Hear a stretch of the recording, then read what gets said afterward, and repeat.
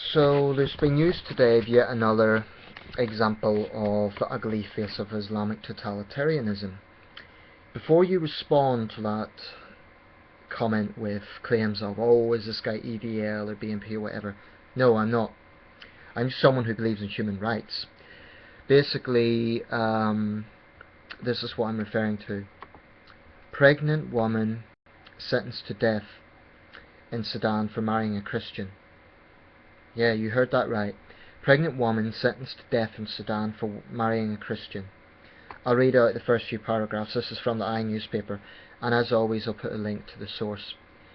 An 8-month pregnant Sudanese woman was sentenced to death on Thursday after she was convicted of apostasy for marrying a Christian man, according to judicial officials and human rights campaigners.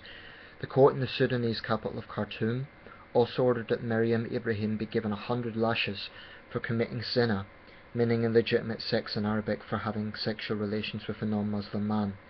Muslim women in the conservative country are prohibited from marrying non-Muslims, although Muslim men can marry outside their faith. By law, children must follow their father's religion. As Ibrahim's husband is not Muslim, their 3-year-long marriage is not recognized under Sudanese law. The 26-year-old doctor, whose father was Muslim but was raised as a Christian by her mother, was convicted on Sunday and granted a 4-day grace period in which to recant her religion, repent, and potentially be saved from death. Well, that expiry period has passed and she has therefore been sentenced to death. So basically what we're seeing here is a situation where a woman is being told that you must be a Muslim, otherwise you will die. That's pretty much what it comes down to. And I don't know how anyone could reflect on this and try to justify it. It's barbaric enough, but the fact she's pregnant makes it all the more barbaric. And I wouldn't like to think what sort of punishment it's going to be, whether it be stoning, or which is common in that part of the world, or another form of execution, whatever. It's barbaric. But to me, it is yet another example of how Islamic theocracy, in its most totalitarian state, which it usually ends up in if it's unchecked, is incompatible with human rights. I mean, of course Amnesty International has condemned it, and I agree with them 100%. It's depressing, but sadly it's not surprising, because this sort of thing happens all too often. I don't even know how to register that logically. I mean, one thing I would say though is to all the Muslims out there who are saying this has no connection to Islam, really think about how you sound. If you're a reasonable Muslim, then just stop, take your head out of the sand. Even if you find this abhorrent, you personally find it abhorrent, at least don't try to say that it has nothing to do with Islam.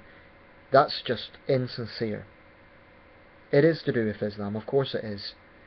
And there is basically no example in the world of an Islamic state that does not interfere with human rights in one way or another. This is obviously an extreme example, but even in more moderate cases such as Indonesia and Malaysia, there is an increasingly disturbing trend of hardening rhetoric and legislation that is definitely dodgy in terms of human dignity, human rights, freedom of expression, and so on. I can honestly think of no Islamic state where there aren't human rights violations connected with Islamic law. Now, one obvious problem with that is the sexism, i.e. the double standards for men and women. Obviously people will say that, oh, that's just Sudan, it's a conservative country, but you can find similar examples in many other Islamic states. Saudi Arabia would be a good example. In fact, only today, there's a man who is filing for divorce because he saw a video of his wife driving. This is the sort of incredible things that happen all the time in Islamic countries. And there's a huge amount of propaganda whereby anyone who raises these issues is automatically branded an Islamophobe. I am not an Islamophobe, although I do think the term is thrown around a lot.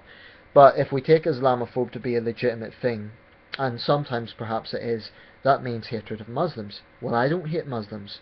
However, I do hate any law, any ideology that attacks human rights. And unless you have your head in the sand, there it is. That's an example.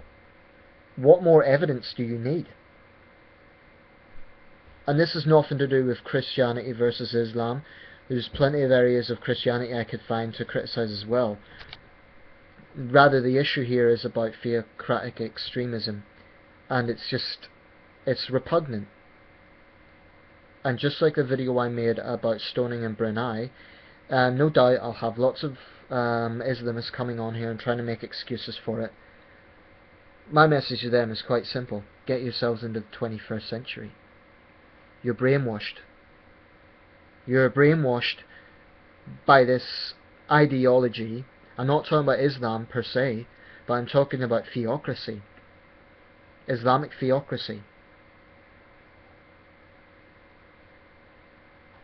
Just get your heads out of the sand and find some human compassion. Please.